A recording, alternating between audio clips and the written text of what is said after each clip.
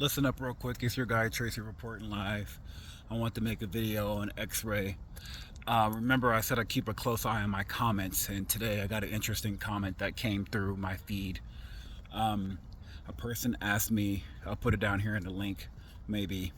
I'm going to try to crank out this video without any editing. I'm just going to post it. So the question was the 68 Papa. 68 Papa is the nomenclature for X-ray tech in the military. 68 Papa, 68P. His question was, does 68 Papa stay in the air condition?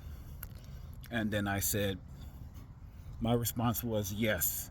If you're joining the military and you become X-ray tech, a 68 Papa, there will be a good chance that you are in the hospital and not in the field. Using my own two eyes, I would say that 90% of X-ray techs that join the military will be in a hospital unit. There's a good side and then there's a downside, depending on what perspective you look at it. So, here it is right now. I won't make this video any longer than what it needs to be. So, if you join the military and you get stationed at a big hospital, keep in mind hospitals are 24 hours, meaning that there's shift work. So, you can get stuck doing day shift, night shift, mid shift, and this leaves no room for progression in your military career. When you were in the military, the way to progress is by getting points. You get points by, your education, which you can max that out to where, if you have a bachelor's already, then you've maxed out your education. You can't go in any further. You can get a master's, but that's it. Like in the other. Anyways, the way to get points is by taking courses in the military. They send you to air assault school. They send you to driving school. You get awards because of your sergeant ahead of you is writing up, things about you that you've done well. And the way they word it, it can get you promoted, or it can get you more points, or an award that gets you 5, 10, 15 points. And those points matter a lot. And what I've learned is that if you join the military and X-ray is your job, you can get stuck in your rank for 5, 6, 8 years, and then you've reached that threshold to where, okay, you've been in E4 for 6 years now.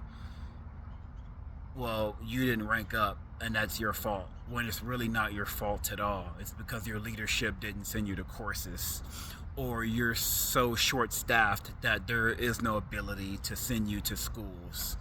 So if you're not liked, it could be a good chance that they never send you to school. If you show up and you have charisma and you're likable, your sergeants will go out of their way to send you to schools because it's going to benefit you. It's going to get you those points. It's going to get you awards. And, you get to qualify your weapon. You get to max out your points on weapon qualification. You max out your points in education. You max out your points in military training. And then, boom, you get promoted. So, if you're in a hospital, you are not going to rank up fast. You have a good job. You have a job when you get on the outside of the military, but you will not rank up fast. Also, the alternative is you get sent to a field unit, and if you're in a field unit, then you will rank up fast. I've seen it with my own two eyes. People who are younger than me, I joined the military at 27 years old. So people who are 19 years old, you can be calling that person sergeant because they were at a field unit as an X-ray tech. There is no X-ray machine out there. There are no patients out there. So you basically turn into a soldier, a regular soldier, although your MOS the nomenclature for X-ray is 68 Papa. You'd be a soldier, and you'll be just one of them. You'll be everyone else, and everyone else gets to qualify their weapon. Everyone else gets into school, driving school, air assault, all the various types of classes and courses that you can take for military training that gets you points, that gets you promoted. And before you know it, within 6 to 8 months of your first year of being an X-ray tech in a field unit, you will get promoted to sergeant.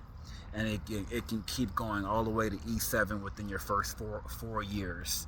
So at 22 years old, you are already at E7. Meanwhile, someone who's joined at 25, 26, 30 years old to join the military and be stationed at a hospital unit, they can just be an E4 for their whole entire military career.